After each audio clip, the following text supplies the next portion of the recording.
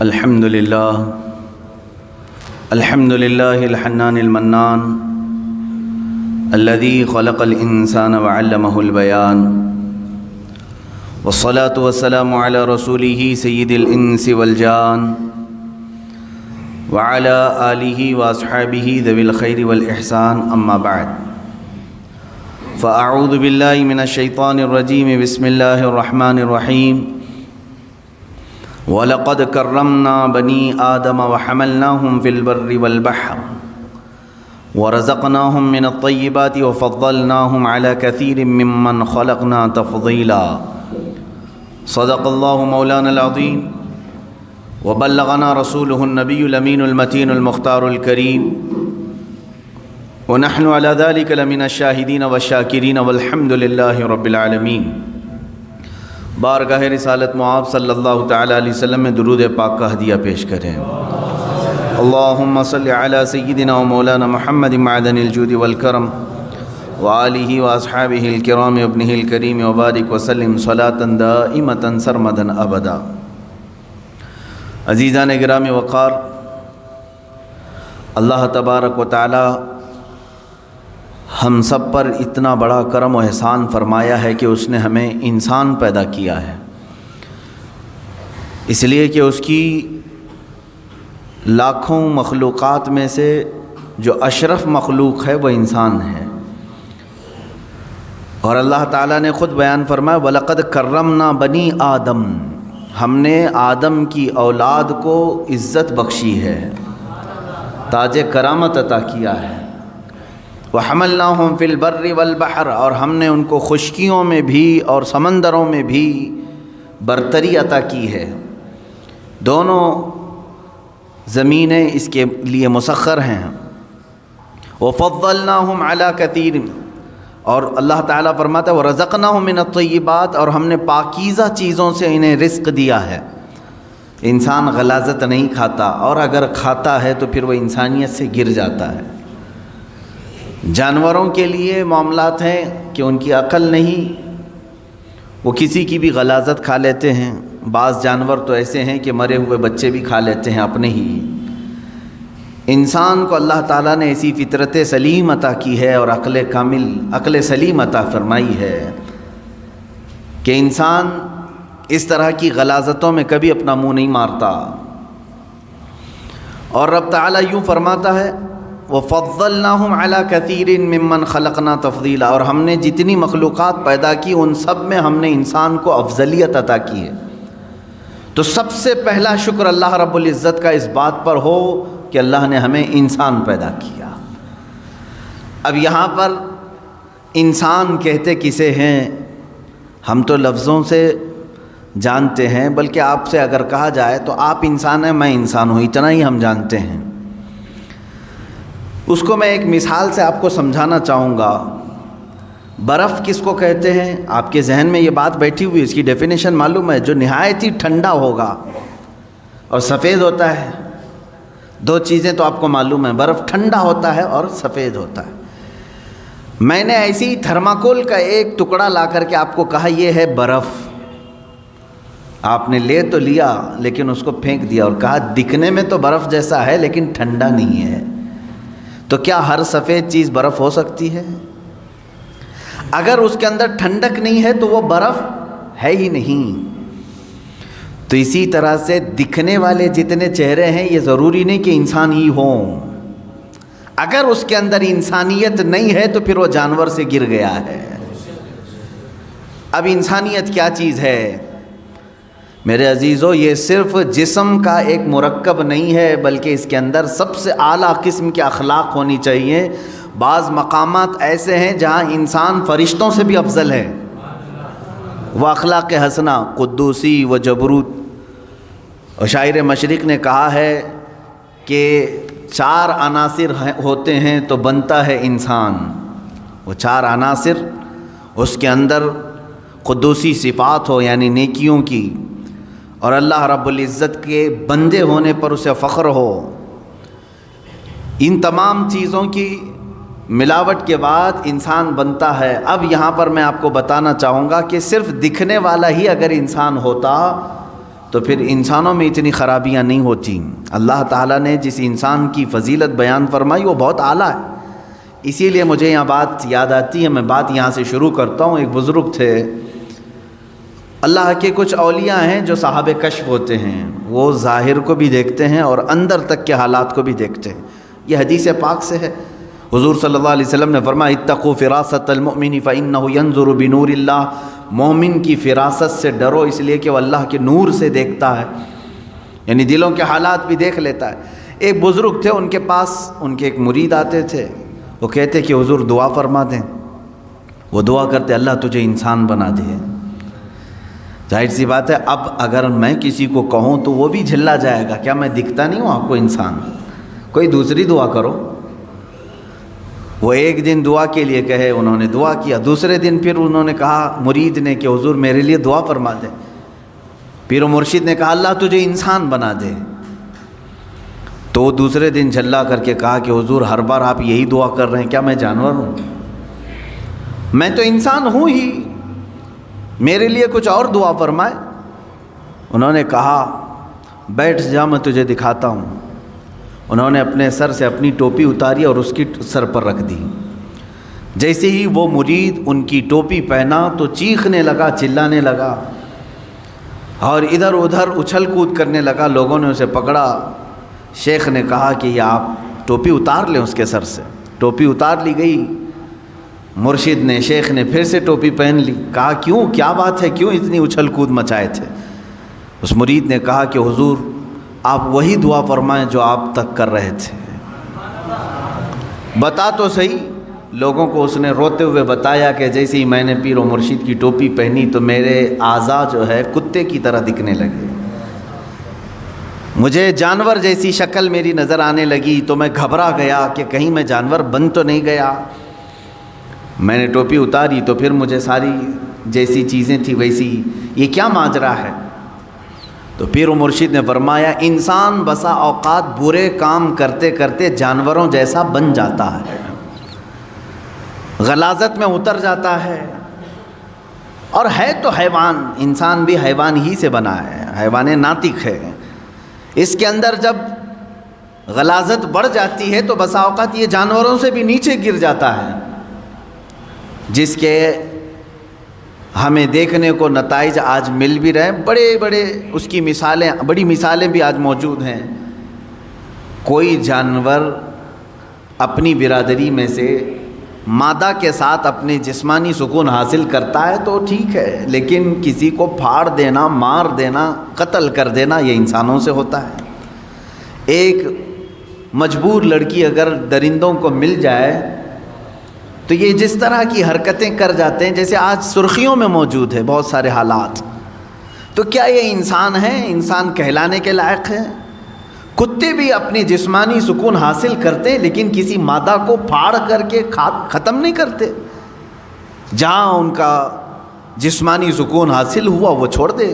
جانوروں میں اتنا ہے، لیکن انسان کے اندر جب انسانیت گر جاتی ہے تو وہ جانوروں سے بھی زیادہ ذلیل ہوتا ہے، ان سے بھی زیادہ گر جاتا ہے۔ اس لیے میرے عزیزو، انسانی صفات پر باقی رہنا یہ بھی کمال کی بات ہے۔ اللہ رب العزت کی بارگاہ میں شکر بھی بجا لا اور دعا بھی کرتے رہو، اے اللہ تو نے ہزاروں مخلوق میں سے مجھے انسان تو بنایا، اے کریم خدا مجھے آخری دم تک انسانیت پر ہی زندہ رکھ، انسانیت ہی پر زندہ رکھ۔ اس لیے کہ پہلے کی بہت ساری مثالیں ہماری کتابوں میں یہ بھی ملتی ہیں، کچھ لوگ مر گئے اور مرنے کے بعد ان کے چہرے بدل گئے، کسی کا چہرہ خنزیر کی شکل بن گیا، کسی کا گدھے کی شکل بن گیا۔ پہلے کی باتیں موجود ہیں، انسانوں کو بنایا گیا ہے، قرآن پاک میں بھی موجود ہے۔ اللہ تبارک و تعالیٰ نے ایک قوم کو فرمایا کہ کونوا قردۃ خاسئین، تم دھتکارے ہوئے بندر بن جاؤ، وہ پورے کے پورے بندر بن گئے تھے، موسیٰ علیہ السلام کی قوم کے کچھ لوگ۔ تو انسان کبھی جانور بنتا ہے، یہ کب بنتا ہے؟ جب وہ اپنے اخلاق چھوڑ دیتا ہے۔ حضور اکرم صلی اللہ تعالیٰ علیہ وسلم سے پوچھا گیا قیامت کے دن سب سے بھاری عمل کیا ہے؟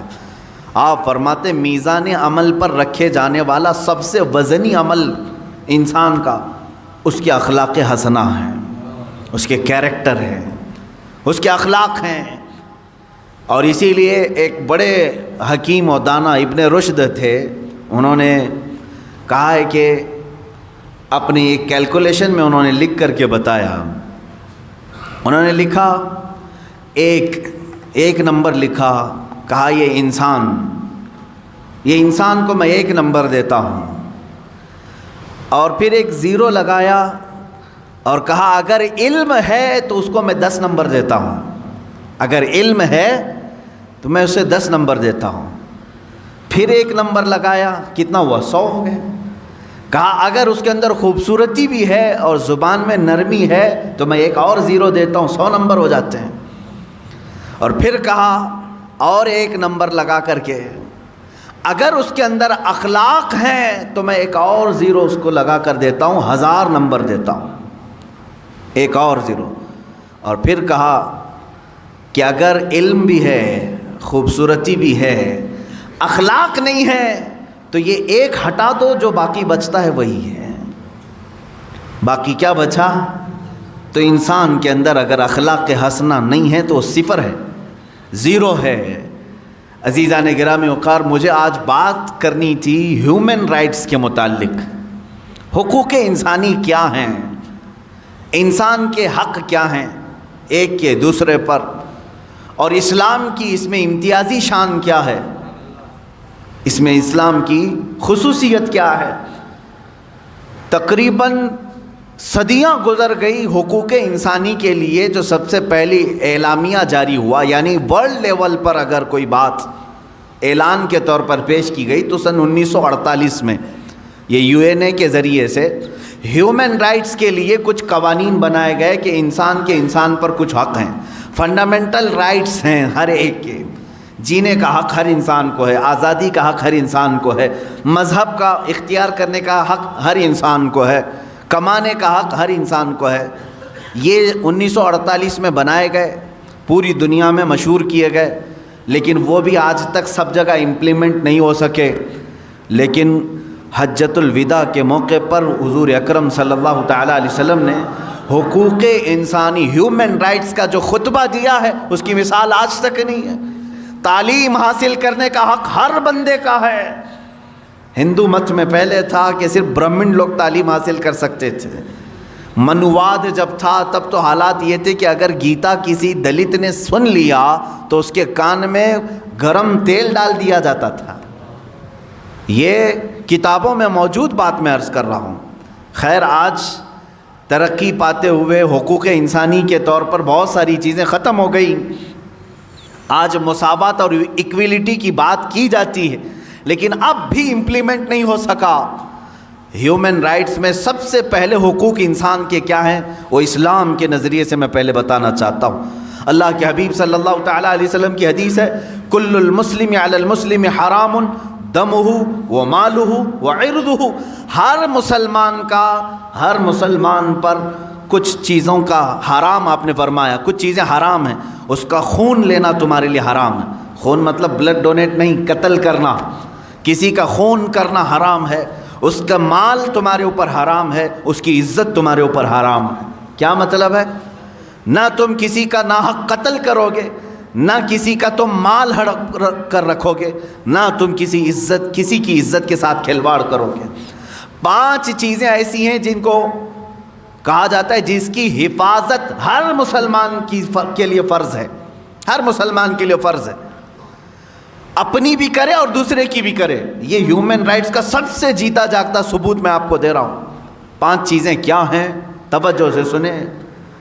اسلام ہی اس بات کی شہادت دیتا ہے اور ضمانت بھی دیتا ہے کہ یہ 5 چیزیں جنہوں نے محفوظ کر لیا ان کا معاشرہ محفوظ ہو گیا۔ نمبر 1، ہر ایک کو اپنے جان کی حفاظت کرنی ہے، دوسرے کی جان کی حفاظت کرنی ہے۔ یہ سب سے بڑا حق ہے، اسلام نے دیا ہے۔ تمہیں اپنی جان کی حفاظت کرنی ہے اور دوسرے کے جان کی حفاظت کرنی ہے، پہلی چیز۔ دوسری چیز ہے تمہیں اپنے مال کی حفاظت کرنی ہے اور دوسرے کے مال کی حفاظت کرنی ہے۔ جہاں تمہیں اپنا مال دیکھنا ہے ویسے ہی دوسرے کا مال۔ اس میں کوئی خرابی نہیں آئے گی اگر یہ 5 چیزوں پر کوئی کاربند ہو گیا۔ توجہ سنیں۔ اور پھر اپنی عزت کی حفاظت کرنی ہے اور دوسرے کی عزت کی حفاظت کرنی. نمبر 3، اپنی عزت. ایسا نہیں کہ تم بے آبرو ہو کر کے باہر گھومو گے. جس طرح تم اپنے آپ کو ننگا باہر دیکھنا پسند نہیں کرتے، کسی اور کو بھی ننگا دیکھنا پسند نہیں ہونا چاہیے. تم اپنے متعلق بھی عزت کی حفاظت کرو اور دوسرے کی بھی عزت کی حفاظت کرو. لوگ اپنے سطر کی تو حفاظت کر لے جاتے ہیں، دوسروں کے سطر دیکھنے کی کوشش کرتے ہیں. اسلام نہیں ہے. جان کی حفاظت اپنی اور دوسرے کی، مال کی حفاظت اپنی اور دوسرے کی، عزت کی حفاظت اپنی اور دوسرے کی. 3 چیزیں ہو گئیں. چوتھی چیز اللہ کے حبیب صلی اللہ تعالیٰ علیہ وسلم کی حدیثوں سے ہے، اپنے نسب کی حفاظت کرو اور دوسرے کے نسب کی حفاظت کرو. نسب کی حفاظت یہ بہت ضروری چیز ہے. نسب کی حفاظت کا مطلب کیا ہے؟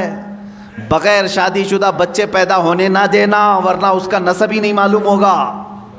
اسلام نسب کا بہت اہتمام کرتا ہے. آج یورپ میں جا کر کے پوچھو تو ان کا نسب ہی نہیں معلوم ہے. ان کا باپ کون تھا معلوم ہی نہیں ہے، کیونکہ شادی کیا ہی نہیں. وہ سوچتے ہیں گرل فرینڈ بوائے فرینڈ کا جو تصور لایا گیا یہ تو ابھی کم ہے ہمارے معاشرے میں. وہاں تو پورے مزہ چکھنے کا نام فرینڈ شپ ہے.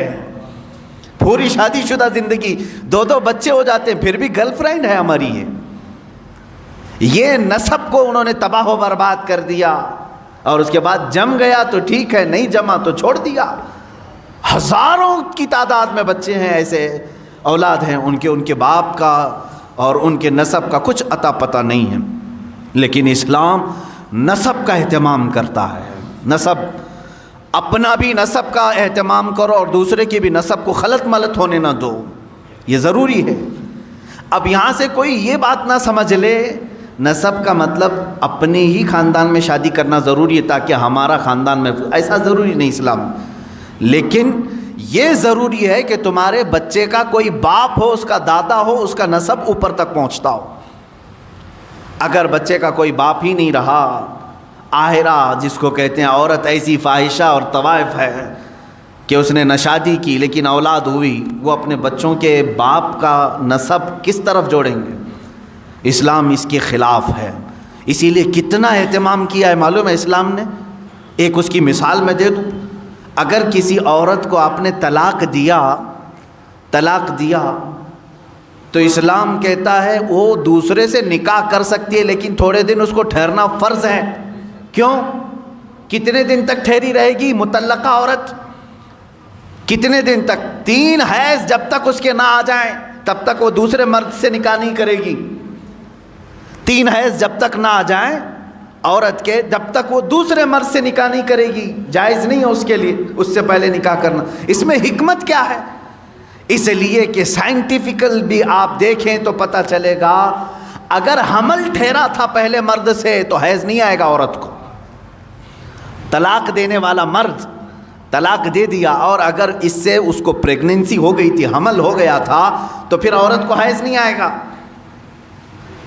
ہاں پھر اگر حمل ہے تو شریعت کہتی ہے جب تک بچہ نہ ہو جائے تب تک وہ دوسرے سے شادی نہیں کر سکتی، کیونکہ ایک حمل میں 2 باپ کا دخل ہو ہی نہیں سکتا. اب 3 حیض تک ٹھہرنے کی حکمت کیا ہے عورت کے لیے؟ کہا گیا جب 3 بار عورت کا حیض آ جائے تو یہ اسپشٹ ہو جاتا ہے، یہ پورا فائنل ہو جاتا ہے کہ اب اس کے پیٹ میں پہلے والے مرد کا کوئی نطفہ باقی نہیں ہے، اس کا حمل نہیں ہے. اب اسلام کہتا ہے دوسرے سے بھی تو نکاح کر لے، اسی لیے کہ اسلام چاہتا ہے کہ آنے والا بچہ اپنے 2 باپ نہ سمجھے، اس کا نسب محفوظ رہے، اس کا نسب محفوظ رہے. باقی دوسری جگہ جا کر کے دیکھے، ایک کو طلاق دے دیا وہ دوسرے ہی دن جا کے شادی بھی کر سکتی ہے. بہت سارے معاملات، یہ عدت کے معاملات اسلام میں ہیں، دوسرے لا کر کے ہمیں دکھائے ہیں. یا تو کچھ مذاہب میں ایسا ہے کہ اسے دوبارہ شادی کرنے کی اجازت ہی نہیں ہے، اور کچھ جگہ ہے تو ایسے کہ ادھر طلاق دیا ادھر نکاح کر لیا. اسلام درمیانی راستے کا نام ہے. نسب کا اہتمام کیا. میں نے 4 چیزیں سنائی، پھر سے میں عرض کر رہا ہوں آپ کے پاس. اللہ کے حبیب صلی اللہ علیہ وسلم کے فرامین کے مطابق، اللہ کے حبیب صلی اللہ تعالیٰ علیہ وسلم کی حدیث کی روشنی میں ہر مسلمان کو چاہیے کہ وہ اپنے جان کی حفاظت کرے اور دوسرے کے جان کی حفاظت کرے. ہر مسلمان کو چاہیے کہ وہ اپنے مال کی حفاظت کرے، ویسے ہی دوسرے کے مال کی حفاظت کرے۔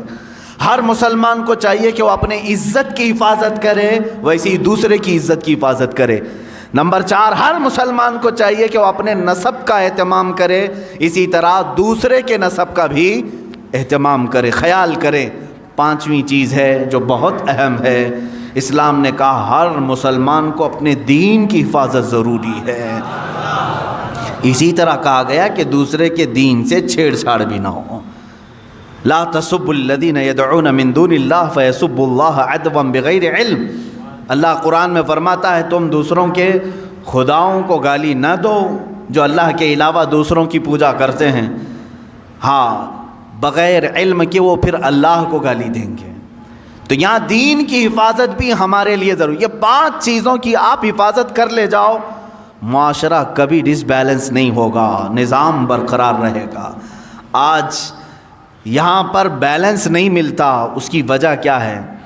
یا تو آپ اپنی جان کی حفاظت کر رہے ہیں اور دوسرے کی جان کے پیچھے پڑے ہوئے ہیں، آپ اس کو اہمیت نہیں دیتے، یا آپ اپنی عزت کی فکر میں ہیں، دوسرے کی عزت جائے کہیں پر، تو یہ ڈس بیلنس تو آنا ہی ہے، یہاں آنا ہی ہے۔ سیدنا عمر فاروق رضی اللہ تعالیٰ عنہ کو دیکھیں، عزت کی حفاظت ہر مسلمان کے لیے ضروری ہے، تو اس کے لیے آپ نے کیا فرمایا؟ ایک بار غسان کا ایک بادشاہ آیا، اسلام قبول کیا، اس کے ساتھ اس کی فوج بھی تھی، اسلام قبول کر لی۔ اس خوشی میں مسلمان پورے خانہ کعبہ کے طواف کے لیے آئے۔ طواف کے دوران اس بادشاہ کی لنگی پر ایک مسلمان کا پیر پڑ گیا، لنگی کھلی، تہبند کھلی، تھوڑی سی اسے شرمندگی ہو گئی۔ بادشاہ وقت تھا، لیکن طواف کے وقت کہاں بادشاہ، کہاں غریب، کہاں فقیر، ہو گیا۔ لیکن اس کے بدلے میں اس نے پلٹ کر کے اس مسلمان کو مارنا شروع کر دیا، بہت مارا، زخمی کر دیا۔ اب ظاہر سی بات ہے جان بوجھ کر کے تو اس کی لنگی کھینچی نہیں تھی اس مسلمان نے، اس کی تہبند پکڑ کر کھولا تو نہیں تھا، پڑ گیا پیر۔ سیدنا عمر فاروق رضی اللہ تعالیٰ عنہ کی بارگاہ عدالت میں یہ مسلمان نے مقدمہ کر دیا، کہا حضور یہ جو غسانی بادشاہ ہے، جبلہ بن احم اس کا نام تھا، اس کے تہبند پر میرا پیر پڑھا، غلطی سے ہوا، لیکن اس نے مجھے اس غلطی سے کئی زیادہ مارا ہے، زد و کوب کیا ہے، مجھے زخمی کر دیا ہے۔ سیدنا عمر فاروق رضی اللہ تعالیٰ عنہ نے اس مقدمے کو سننے کے بعد سیدھے بادشاہ کو اپنی عدالت میں طلب کیا، کہا بادشاہ آ جاؤ۔ جب وہ آیا تو کل تک تو بڑا اعزاز و اکرام تھا حضرت عمر فاروق کے ساتھ، تو وہ آپ کے بغل میں بیٹھنے آیا تو آپ نے کہا نہیں، وہاں کٹہرے میں کھڑا رہو جہاں مسلمان کھڑا ہے، اس لیے کہ آج تم ملزم کے الزام ہے تمہارے اوپر، تم بادشاہ ہوں گے اپنے زمانے کے، لیکن آج تمہارے اوپر الزام ہے، تمہیں وہیں کھڑا ہونا ہے جس نے الزام لگایا ہے۔ تو جب یہ بات ثابت ہوئی، بادشاہ نے کہا ہاں میں نے مارا، ظاہر سی بات ہے طواف کے دوران اس نے میری تہبند پر پیر رکھا، میری بے عزتی ہو گئی، میری بے عزتی ہو گئی، اس کے لیے میں نے مارا۔ حضرت عمر فاروق رضی اللہ تعالیٰ عنہ نے فرمایا اسلام صرف اپنی بے عزتی پر مارنے کا حکم نہیں دیتا، تجھے یہ بھی دیکھنا چاہیے تھا کہ سامنے والے کی تو نے کتنی بے عزتی کی، جس کا پیر پڑا اس کو مار کر کے تو نے کتنی بے عزتی کی۔ اسلام میں سب کی عزت برابر ہے، سب کی عزت برابر ہے۔ حکم دیا حضرت عمر فاروق رضی اللہ تعالیٰ عنہ نے، غلطی کی سزا 1 تھپڑ 2 تھپڑ ہو جاتی، اس نے جو زیادہ تجھ پر مارا ہے اتنا بدلہ تو اس کے ساتھ لے لے۔ فیصلہ ہو گیا، مسلمان کو کہا گیا تو اس بادشاہ کو ویسے ہی مار جیسے تجھے اس نے مارا ہے۔ اس نے کہا کیا ایسی بھی کوئی فیصلہ ہوتا ہے، ایسی عدالت ہوتی ہے بادشاہ کے ساتھ ایک عام آدمی کو مارنے کا حکم دے رہے ہیں آپ؟ کہا ہاں یہ عدالت مصطفیٰ ہے، یہاں ہر ایک کے حقوق برابر ہیں۔ وہ عدالت مصطفیٰ جہاں خود میرے آقا صلی اللہ علیہ وسلم فرماتے ہیں اگر میری بیٹی سے بھی کوئی چیز ثابت صادر ہو جائے میں اس کے بھی ہاتھ کاٹوں گا۔ اللہ کے نبی صلی اللہ تعالیٰ علیہ وسلم نے فرمایا یہ عدالت مصطفیٰ ہے۔ حقوق انسانی اس کو کہتے ہیں میرے عزیزو، ہیومن رائٹس اس کو کہا جاتا ہے۔ بادشاہ نے کہا مجھے مہلت دو، کل آپ کی عدالت میں آ کر کے میں یہ سزا قبول کر لوں گا، لیکن اسی رات کو غائب ہو گیا، اسلام بھی چھوڑا، مرتد ہو کر چلا گیا۔ بعض لوگ جو اپنے آپ کو روشن خیال کہتے ہیں اس زمانے میں یہ کہتے ہوں گے اگر معاف کر دیتے تو وہ اسلام میں تو رہ جاتا، اس کا دل بنا رہتا۔ حضرت عمر فاروق رضی اللہ تعالیٰ عنہ کے زمانے میں کچھ لوگوں نے کہا، لیکن وہ ماڈرن خیال کے نہیں تھے، لیکن انہوں نے کہا کچھ رعایت آپ کر جاتے، وہ اور اس کی فوج رہ جاتی۔ حضرت عمر فاروق رضی اللہ تعالیٰ عنہ نے فرمایا اللہ کریم ہے، اس طرح کے 1000 بادشاہ اسلام میں لائے گا، کسی ایک کے جانے سے مجھے کچھ فرق نہیں پڑتا۔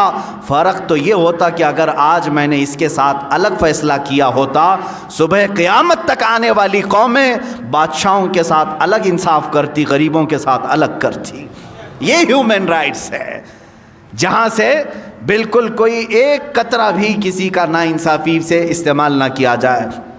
عزیزان گرامی، یہ معاشرہ جو آج ہمارا نظام، ہماری جو سوسائٹی ڈس بیلنس ہے، اس کی وجہ یہ ہے یا تو آپ اپنی جان کی حفاظت کر رہے ہیں لیکن دوسرے کی جان کی پرواہ نہیں ہے، آپ اپنی عزت کی فکر کر رہے ہیں، دوسرے کی عزت کی فکر نہیں۔ ہمارے لیے سب کی عزت برابر ہو، سب کی عزت برابر ہو۔ آپ کو معلوم ہے آخری حج ہے میرے آقا صلی اللہ علیہ وسلم کا، اس دن اللہ کے نبی صلی اللہ تعالیٰ علیہ وسلم جو 10ویں ذی الحجہ ہے، پوچھا ہے میرے صحابہ آج کا دن کون سا ہے؟ کہا 10ویں ذی الحجہ ہے۔ حضور صلی اللہ تعالیٰ علیہ وسلم صحابہ سے فرماتے ہیں یہ زمین کون سی ہے تمہیں معلوم ہے؟ کہا اللہ کی مقدس سرزمین بلد اللہ الحرام، مکہ مکرمہ۔ فرماتے ہیں یہ گھر خانہ کعبہ جانتے ہو؟ کہا یہ اللہ کا سب سے مقدس گھر ہے۔ اب سنو میرے آقا صلی اللہ علیہ وسلم فرماتے ہیں اس مہینے کی جیسی حرمت ہے، عزت ہے ذی الحجہ کی، اس شہر کی جیسی عزت ہے، اس خانہ کعبہ کی جیسی عزت ہے، حضور فرماتے ہیں میرے نزدیک ایک مومن کی عزت اس سے بڑھ کر کے ہے۔ ذی الحجہ کے مہینے سے بڑھ کر، بلد اللہ الحرام سے بڑھ کر، خانہ کعبہ سے بڑھ کر ایک مسلمان کی عزت کو اللہ کے نبی نے اتنا بلند کیا۔ اگر ہم خانہ کعبہ کی عزت کو نہیں اچھال سکتے، پسند نہیں کرتے، اسی طرح ہمیں کسی مسلمان کی عزت پر بھی حملہ نہیں کرنا چاہیے۔ یاد رکھیں قیامت کے دن ان معاملات میں پھنس جائیں گے۔ اب رہی بات مال کی حفاظت، مال کی حفاظت، یہاں پر بھی جو بیلنس بگڑا ہے اس کی وجہ صرف یہی ہے کہ آپ اپنے مال کو تو تجوریوں میں مکفل کر دیے لیکن دوسرے کے مال کی پرواہ نہیں۔ ہونا تو یہی چاہیے کہ میرا مال جس طرح محنت کا ہے اسی طرح میرے بھائی کا بھی مال ہے۔ اگر آپ کے پاس کسی نے 100 روپے دے دیے تھے تو واپس پلٹانے میں کیوں آئیں کائیں کرتے ہو؟ تمہاری نیتیں خراب کیوں ہو گئیں؟ تم نے امانت میں خیانت کیوں شروع کیا؟ ایک دو نہیں، ہزاروں لوگ ہیں یہاں پر جو اس بات سے جوجھ رہے ہیں کہ جس کو کسی کام کے لیے پیسہ دیا تھا وہ کھا گیا، دینے کا نام نہیں لیتا، اور پھر دیکھو تو داڑھی رکھا ہے، ٹوپی رکھا ہے، نمازوں میں آتا ہے۔ ایسے بہت سارے ہیں۔ عزیزان گرامی وقار، ایک مال مسلم کے ساتھ جو ناانصافی ہوگی، جانتے ہیں اس کا وبال کیا ہے؟ اس کا وبال یہ بھی ہیومن رائٹس میں ہے یا نہیں؟ ہر ایک کے مال کی حفاظت ہیومن رائٹس ہے کہ نہیں؟ انسانی حقوق ہے۔ جس طرح تم اپنا مال ضائع کرنا نہیں چاہتے، اسی طرح کسی دوسرے کا مال تمہارے پاس آیا تو تم اس کو کھا کر کے کیوں بیٹھے؟ اس کو واپس کیوں نہیں پلٹایا؟ یہاں سے دشمنی شروع ہو گئی، معاشرے میں بگاڑ پیدا ہو گیا، اور آج تمہارے ہی خود سے اعتماد ہٹ گیا، ایک دوسرے کو کوئی قرض دینے کو تیار نہیں آج۔ کیوں؟ معلوم نہیں ہے کہ ہزاروں مثالیں ملتی ہیں، کھا جاتے ہیں لوگ، کھا جاتے ہیں۔ تمہارے ساتھ تجارت کرنے کو کوئی تیار نہیں، کیوں؟ امانت ختم کر دیا۔ جب تک تمہیں امانتوں کو واپس پلٹانے کی عادت نہ آ جائے تمہاری برکتیں بھی چھین لی جائیں گی، برکتیں ختم ہو جاتی۔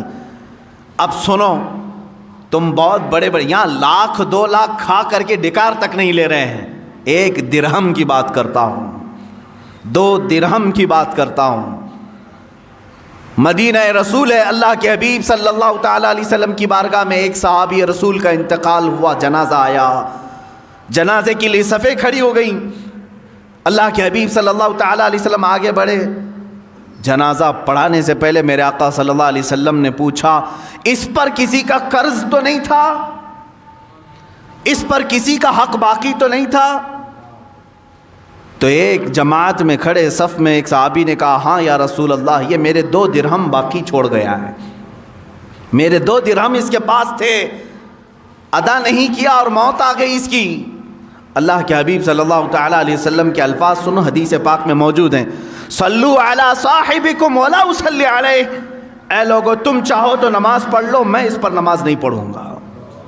2 درہم باقی رکھ کر کے گیا، جنازہ تیار ہے، میں اس کی نماز جنازہ نہیں پڑھتا، تم چاہو تو پڑھ لو. اللہ کے حبیب صلی اللہ تعالیٰ علیہ وسلم یہ فرما کر پیچھے ہٹ گئے. جو رشتہ دار صحابہ تھے یا ان کے قریبی تھے، انہوں نے کہا اے اللہ کے حبیب صلی اللہ علیہ وسلم 2 درہم پر نماز جنازہ نہیں ہوگی. کہا ہاں یہ حقوق انسان ہے، حقوق العباد ہے، یہ ہیومن رائٹس ہے. اسی لیے میں آج ہی مطالعہ کر رہا تھا، ایک بہت بڑا انگریز مفکر ہے، وہ عیسائی ہے، مائیکل، جس نے 100 متاثر کن شخصیات کے متعلق ایک کتاب لکھی پوری دنیا میں جن کا سب سے زیادہ انفلوئنس ہوا ہے انسانوں پر. اس میں نمبر 1 اس نے محمد صلی اللہ تعالیٰ علیہ وسلم کا نام ہے.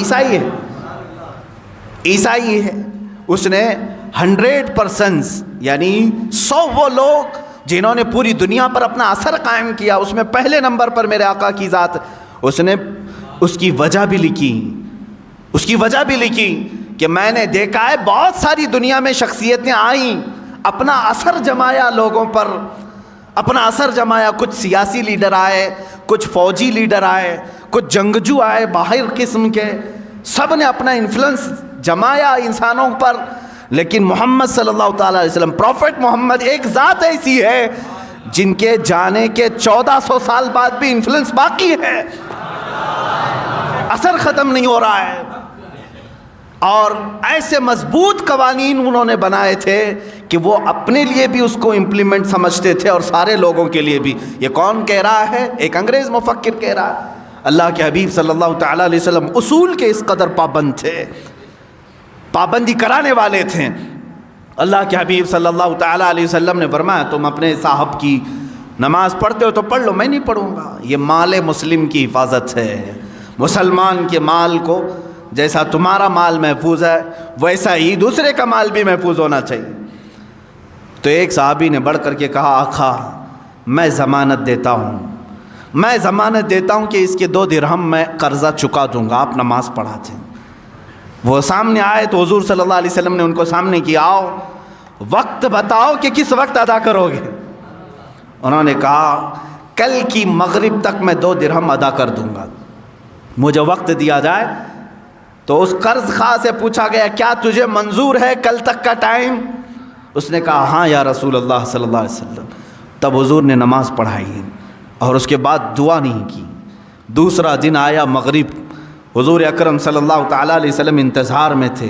فوراً اس صحابی کو بلایا جنہوں نے ضمانت لی تھی، وہ حاضر تھے اور وہ مال لے کر کے بھی آئے تھے 2 درہم، اور اس قرض خواہ کو ادا کیا.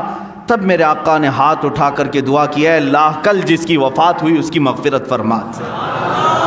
ہیومن رائٹس کی اس سے بڑی مثال کہیں تم دکھا سکتے ہو؟ یعنی حقوق انسانی، مال مسلم ہر ایک کے لیے ضروری ہے اس کی حفاظت.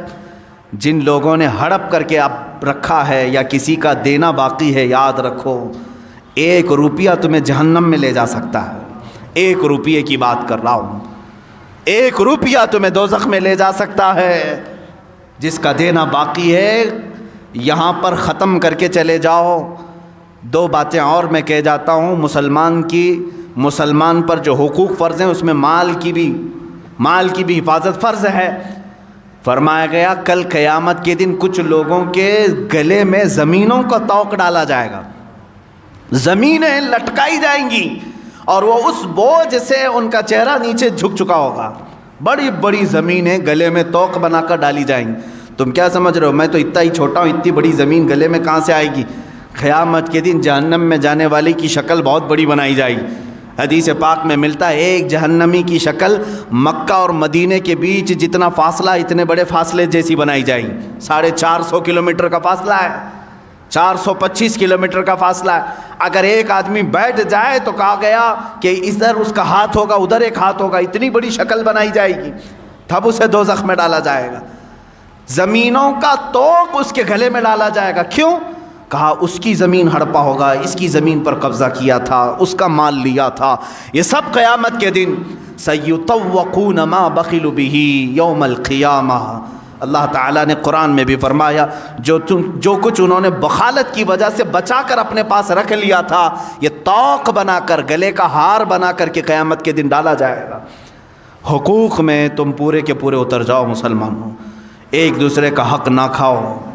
اب سنو، میں سمجھتا ہوں دنیا میں سب سے افضل موت اگر کوئی ہے انبیاء کرام کے بعد، سب سے افضل موت جس کی ہم تمنا کرتے ہیں وہ شہادت کی موت ہے یا نہیں ہے؟ شہید جو ہے دنیا کا وہ بہترین انسان ہے جس کے متعلق فضیلتیں آئی ہیں قرآن پاک میں بھی، حدیث پاک میں۔ اللہ نے تو یہاں تک فرمایا کہ ان کو مردہ مت کہنا، مرنے کے بعد بھی اللہ فرماتا ہے وہ زندہ ہیں، انہیں رزق بھی میں دے رہا ہوں۔ یہ شہید کے لیے آیا ہے قرآن میں، باقی میتوں کے لیے نہیں آیا۔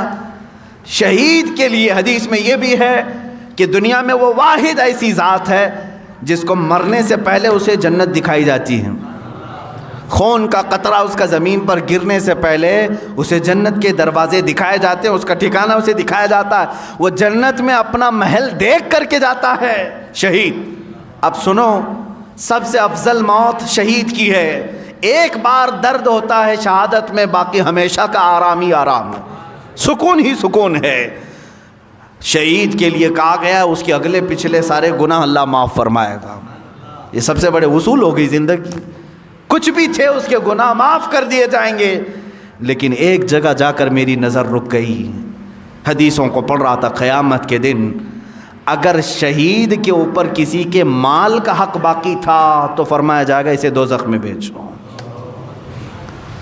فرمایا گیا شہید کو بھی اس چیز کی معافی نہیں اگر کسی مسلمان کا مال رکھ کر کے آیا ہے، باقی سارے گناہ اس کے معاف کر دیے جائیں گے، اگلے پچھلے گناہ، بڑے بڑے گناہوں کی معافی کا اعلان ہے، کبیرہ گناہ بھی اللہ معاف کرے گا۔ لیکن اگر کسی مال مسلم کو لے کر کے دنیا سے آیا ہے، رب تعالیٰ فرمائے گا یہ حقوق العباد میں گرفتار ہے، اب اسے وہ فضیلت نہیں ملے گی جو شہیدوں کو ملتی۔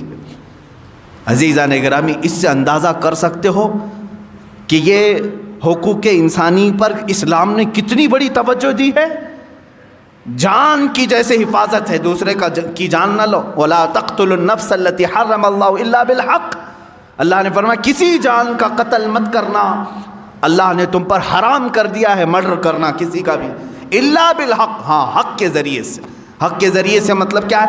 خدائی قوانین میں اگر وہ شبخون مارتا ہے تو پھر وہ بادشاہ اسلام ہو یا حکومت وقت ہو جو اس کی جان لینے کے متعلق فیصلے کر سکتی، لیکن کسی بھی انسان پر کسی دوسرے کا قتل کرنا جائز نہیں۔ جان، اسی طرح عزت، اسی طرح دوسرے کے مال کی حفاظت اور نسب کی حفاظت اور اپنے دین کی حفاظت۔ میں آج چیلنج کے ساتھ کہتا ہوں میرے عزیزو، یہ 5 ایسے اصول ہیں، رہنما اصول ہیں جو تمہیں کسی معاشرے میں نہیں ملیں گے۔ اگر تم نے امپلیمنٹ کر دیا ان 5 پر، سکون کی زندگی گزارو گے، نہ تمہیں کبھی اپنی جان کا خوف آئے گا۔ کیوں؟ اس لیے کہ تم دوسروں کی جان کی پرواہ کرتے ہو تو سارے تمہاری بھی جان کی پرواہ کریں گے، کبھی خوف نہیں آئے گا۔ مدینۃ الرسول کو دیکھیں ہیں، ایک مرتبہ ایران کے بادشاہ نے 2 قاصد بھیجے چھپ کر کے، وہ آئے مدینہ پاک میں، اور یہ زمانہ سیدنا عمر فاروق رضی اللہ تعالیٰ عنہ کا ہے، عمر ابن خطاب رضی اللہ تعالیٰ عنہ کا ہے۔ مدینہ میں وہ آئے، انہوں نے ڈھونڈنا شروع کیا، کچھ صحابہ ملے، ان سے پوچھا کہ مسلمانوں کا مرکزی شہر ہے، راجدھانی ہے، کیپٹل سٹی ہے، جہاں سے 6 بڑے بڑے ملکوں کو سنبھالا جا رہا تھا اس زمانے میں۔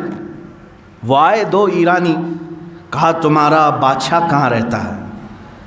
تمہارا بادشاہ کہاں رہتا ہے؟ صحابہ ہنسنے لگے، کہا ہمارا بادشاہ نہیں ہوتا، ہمارا بادشاہ نہیں ہوتا۔ کہا پھر کیا ہوتا ہے؟ کہا امیر المومنین ہوتا ہے۔ بادشاہ کا لفظ تو یہ وہابیوں نے شروع کیا ہے، یہ سعودیوں نے، آج بھی یہ ملک کہتے ہیں، بادشاہ کہتے ہیں۔ اسلامی نظام تھوڑی نہ ہے، اسلامی نظام نہیں ہے جو یہ غصب کر کے آج بیٹھے ہوئے تخت پر اور جانشین پہ جانشین اپنے بچوں کو بناتے ہوئے۔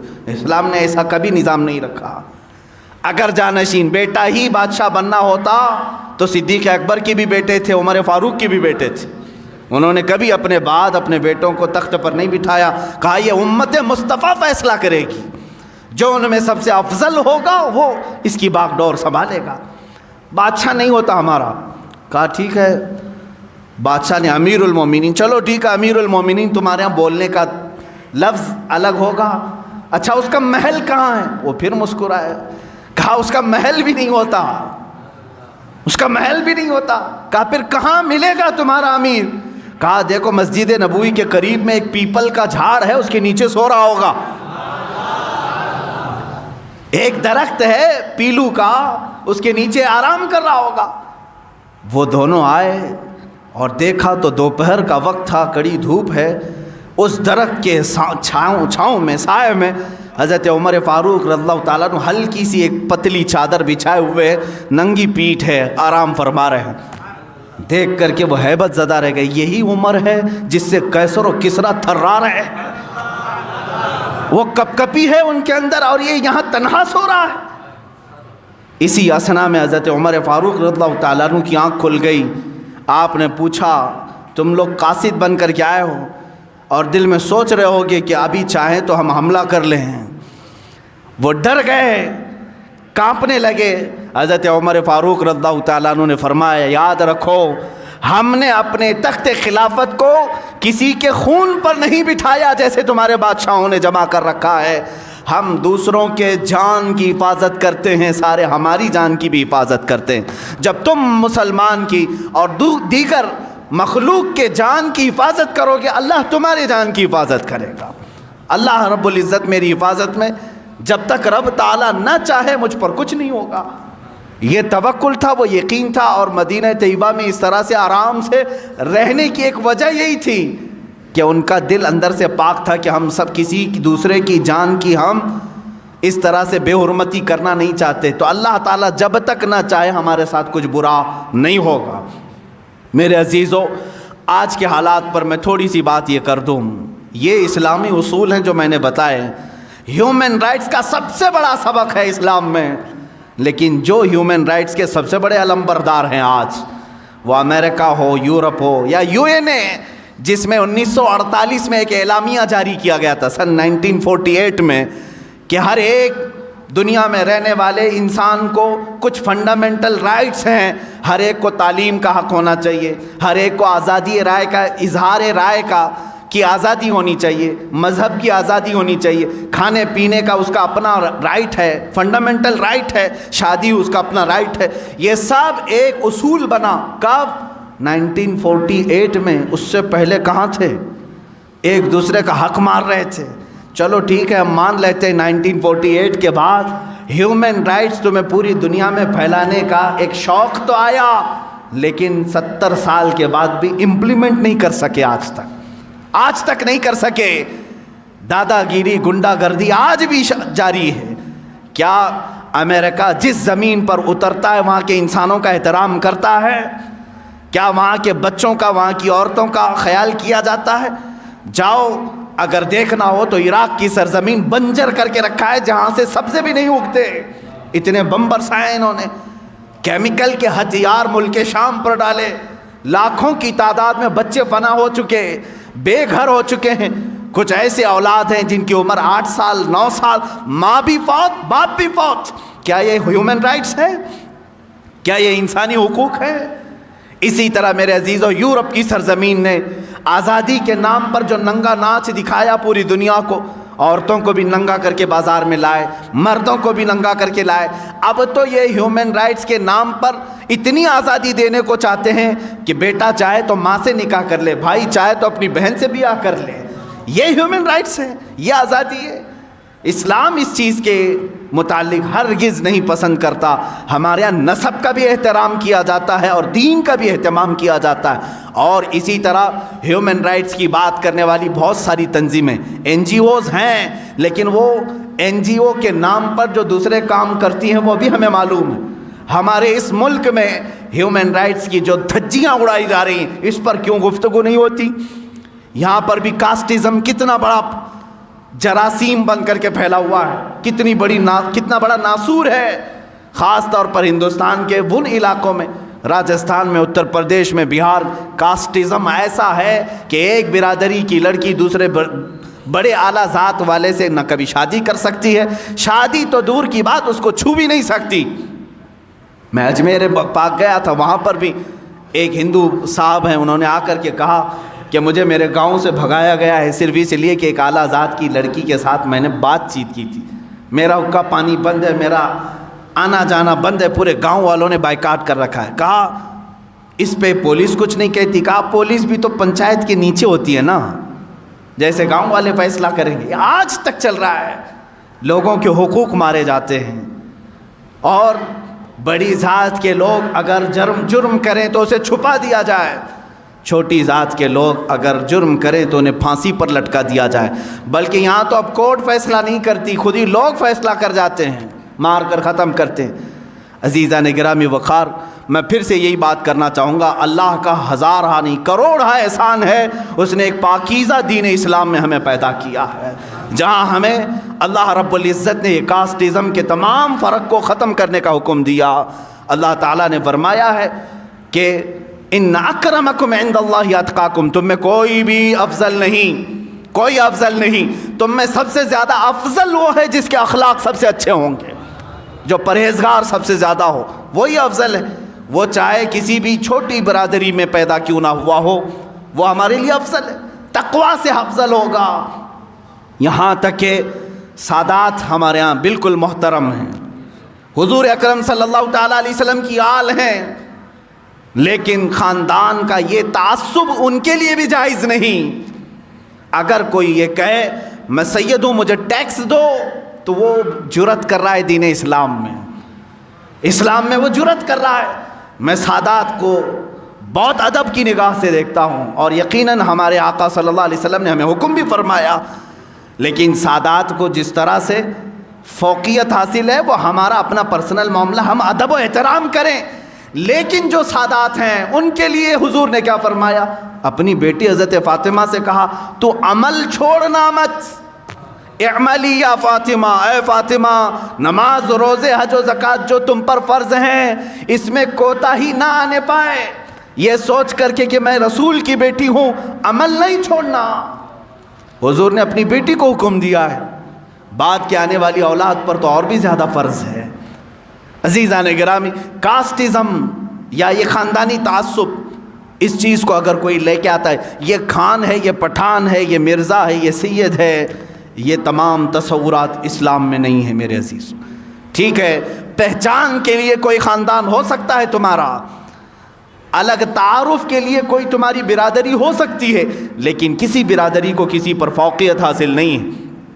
اگر ایسا ہی ہوتا تو میں نے دیکھا ہے سادات ہمارے ہاں افضل خاندان ہے، اس میں ہمیں بھی معلوم ہے، لیکن جب بغداد مقدس کے سلطان الاولیاء سیدنا عبد القادر جیلانی قدس اللہ سرہ شریف کی بارگاہ میں جاتا ہوں، دیکھتا ہوں یہ سلطان الاولیاء ہے، قطب الاقطاب ہے، شہباز لامکانی ہے، قندیل سمدانی ہے، سارے ان کو اللہ تعالیٰ نے مقامات و مراتب عطا کیے۔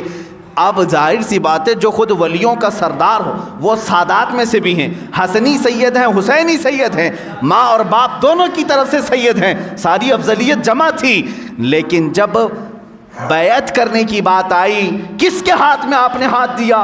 ابو سعید مخزومی رحمۃ اللہ تعالیٰ علیہ، جو سید نہیں تھے، غیر سید کے ہاتھ میں آپ بیعت ہوئے۔ اب ہندوستان کے سلطان غریب نواز کی بارگاہ میں دیکھیں، سلطان الاولیاء یہ خود بھی سید زادے ہیں، سرکار غریب نواز آل رسول میں ہیں، عطائے رسول بھی ہیں، لیکن پیر و مرشد خواجہ عثمان ہارونی سید نہیں ہیں۔ اسلام نے یہ ہمیں بتایا ہے کہ ہمارے یہاں خاندان افضل ہیں، لیکن اگر کوئی غریب نواز کا پیر بن سکتا ہے غیر سید، غوث پاک کا کوئی پیر بن سکتا ہے غیر سید، تو اسلام یہی بتانا چاہتا ہے تم میں افضل وہ ہے جس کا تقوی زیادہ ہو، افضل وہ ہے جس کا تقوی زیادہ ہو۔ عزیزان گرامی، ہیومن رائٹس کے متعلق بہت ساری باتیں ہیں، آج میں صرف اتنا میسج دینا چاہوں گا، اے مسلمانوں، میں حدیث رسول کے ذریعے سے تمہیں 5 چیزیں بتا کر کے جا رہا ہوں، ان 5 چیزوں کی حفاظت کی ذمہ داری ہر مسلمان کی ہے، تم اپنی بھی یہ 5 چیزوں کی حفاظت کرو اور دوسرے کی بھی حفاظت کریں گے۔ وہ 5 چیزیں میں دہرا رہا ہوں اور اسی پر بات ختم کروں گا۔ سب سے پہلی چیز جس کی حفاظت ضروری ہے، اپنے جان کی حفاظت۔ اپنے جان کی حفاظت ضروری ہے۔ خود کو ہلاکت میں ڈالنے کی اجازت اسلام نے نہیں دیا۔ سوسائڈ کی تمہیں اجازت نہیں۔ آتم ہتیا کرنے والے کی بہت بڑی وعید آئی ہے، جس نے خودکشی کی وہ سیدھے جہنم میں جائے گا۔ تمہیں اپنے جان کی حفاظت کرنے کا حکم دیا گیا۔ جو اپنے آپ کو تباہ کر رہے ہیں، چاہے وہ کسی نشے کے ذریعے سے یا کسی دوا کے ذریعے سے، وہ بھی خودکشی میں آئے گا۔ وہ بھی خودکشی میں آئے گا۔ کوئی اتنا نشہ کر لیا کہ مر گیا تو اس نے اپنے آپ کو ہلاک کر دیا، جہنم میں جائے گا۔ خودکشی کرنے والا، اپنے جان کی حفاظت کرو اور دوسرے کی جان کی حفاظت کرو۔ نمبر 2، اپنے مال کی حفاظت، اسی طرح دوسرے کے مال کی حفاظت۔ اس کے مال میں تم خورد برد نہ کرو اور اپنے مال کو بھی ضائع ہونے نہ دو۔ نمبر 3، اپنی عزت کی حفاظت کرو، اسی طرح دوسرے کی عزت کی بھی۔ جس طرح تم اپنا سطر کھلنے نہیں دیتے، اسی طرح دوسرے کا بھی سطر کھلنے نہ دو۔ اپنے گھر کی عورتوں کی جیسی تم حفاظت کرتے ہو، دوسری کسی عورت پر تمہاری نگاہ بھی نہ پڑنے پائے۔ میری بہن جتنا میرے لیے عزیز ہے، اسی طرح دوسری کی بھی بہن اس کے لیے عزیز ہوتی ہے۔ میری ماں جس طرح میرے لیے محترم ہے، اسی طرح دوسرے کی ماں بھی میرے لیے محترم ہو۔ ہم سب عورتوں کی بھی حفاظت کریں۔ یہ 3 چیزیں ہو گئی۔ نمبر 4، اپنے نسب کا اہتمام کرو، حفاظت کرو کہ نسب خلط ملط نہ ہونے پائے۔ نمبر 5 ہے اپنے دین کی حفاظت کرو، دین میں کبھی کوئی دراندازی کرنے نہ پائے۔ تم آج دائرہ اسلام میں ہو، اس بات کی ہمیشہ کوشش کرتے رہو جب میری آنکھیں بند ہوں تو دین اسلام پر بند ہو، میں اٹھایا جاؤں تو میرا جنازہ اسلام پر اٹھایا جائے۔ اللہ رب العزت ہمیں ان 5 چیزوں کی حفاظت کی توفیق عطا فرمائے۔ وآخر دعوانا ان الحمد للہ رب العالمین۔